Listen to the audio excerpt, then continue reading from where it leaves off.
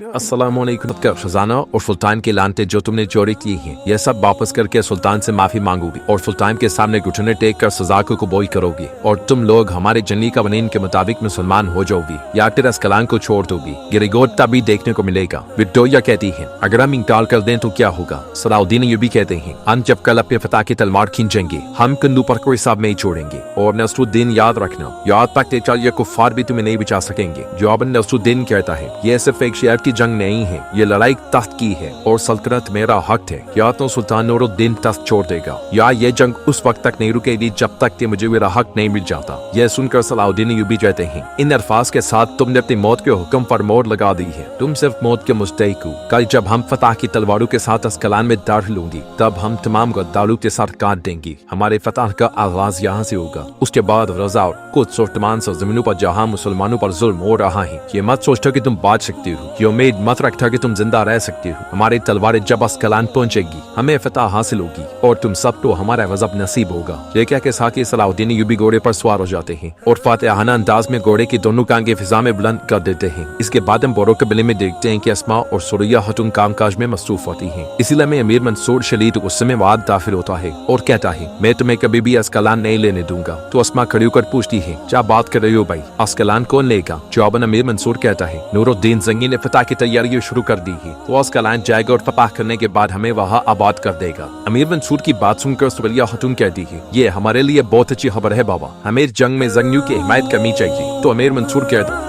और भी इख्तिताम पजीर होती है। अगर आपको वीडियो पसंद आए तो वीडियो को लाइक करें, चैनल को सब्सक्राइब करें और बेल आइकन पर लाजमी से क्लिक कर दें।